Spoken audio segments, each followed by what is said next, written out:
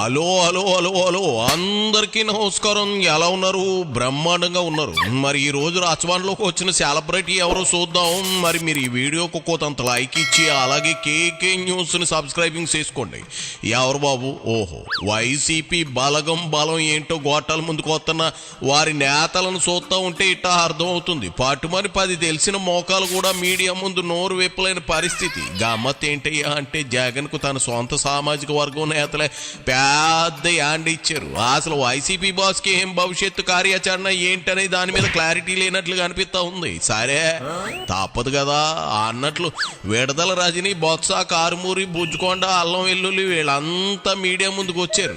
మరి పెద్దవాడు senior politician కదా సత్యబాబుకు నత్తున్న మీడియా గొట్టాలు ఆయన ముందే ఎట్టేశారు. విచిత్రం ఏంటంటే మీడియా గొట్టాలు కూడా పట్టుమని 11 కూడా లేకపోవడం.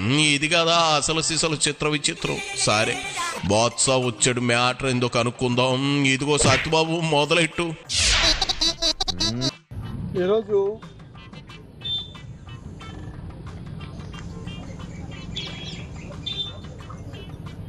గవర్నర్ గారిని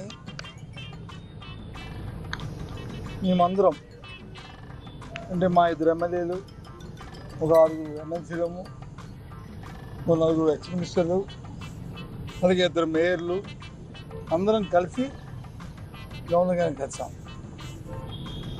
వారి తాలూకు ఇంటర్వెన్షన్ అవసరం ఈ ప్రభుత్వంలో చాలా అత్యవసరం సార్. రాజ్యాంగాన్ని కాపాడండి. రాజ్యాంగం తాలూకు స్పిరిట్ ఏదైతే ఉందో దాన్ని మీ ప్రభుత్వంలో అమలు జరిపేటట్టు చూడండి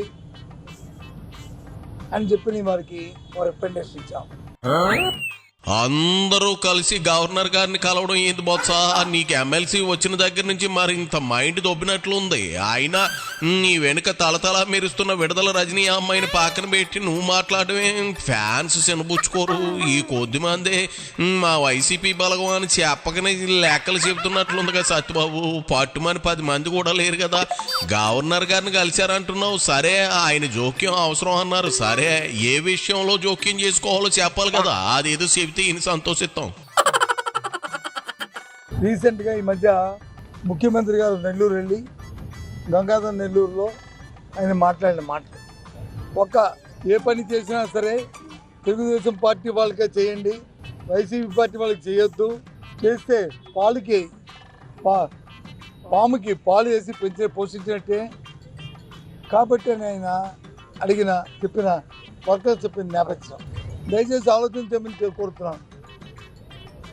ఎవరైనా బెనిఫిషరీ ఉంటే బెనిఫిషరీకి పార్టీలు ఉండవు, బెనిఫిషరీకి వర్గాలు ఉండవు. బెనిఫిషరీకి ఏదైతే ప్రభుత్వం నిర్దేశించిన పారామీటర్స్ ఏవైతే ఉంటాయో వాటి వరకే చూసి ఆ పారామీటర్స్ కానీ సరిపోతే ఆ రకంగా వారిని లబ్ధిదారుగా చేకూర్చడం అనేది భారత రాజ్యాంగం ఇచ్చే హక్కు. అబ్బా బొత్స, ఏం చెబుతున్నావో ఏం చెప్పాలని తాపత్రయపడుతున్నావో నాకైతే అర్థం కావట్లేదు. నాకే కాదు పాపం విడదల రజని కూడా ఏం అర్థం కావట్లేదు అనుకుంటా. బేలగా అలా కెమెరాల వైపు చూస్తూ ఉంది. నవ్వుతూ చంద్రబాబు ఏదో అన్నారని మీరు గవర్నర్ దగ్గరికి వెళ్ళి ప్రయోజనం ఏముంటుంది?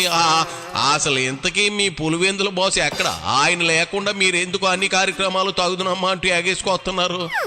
ఓ మాట చెబుతా, నేను కందకలేని దురద కత్తిపేట కిందకయ్యా. ఎందుకు చెప్పు, నా మాటిని లైట్ తీసుకోబోచ్చా. ప్రతి పోరాటానికి జగన్ వచ్చి ఆరాట పడితేనే బయటకు వస్తామని తేల్చి చెప్పేయండి. అప్పుడు కానీ ప్యాలెస్ నుంచి కదలడు. ఇక నీ ఇష్టం. ఎప్పుడు కూడా దేశ చరిత్రలో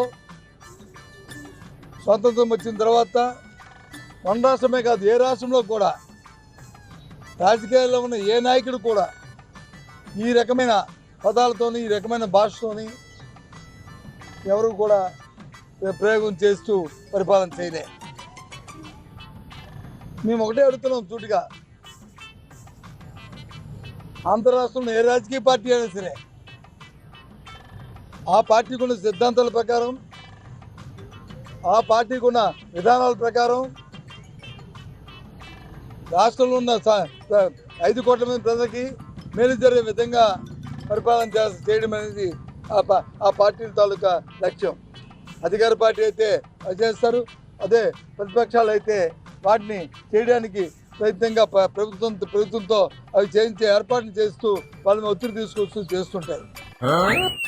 సపోజ్ మీ జగన్ రెడ్డి పాలనే ఉదాహరణగా తీసుకుందాం. నామినేటెడ్ పదవుల్లో 560 మంది సొంత సామాజిక వర్గ కేటాయింపులు. మరి ఇది ఏంది బోత్సా, సొంతోళ్లకు దోచిపెట్టడం కాదా?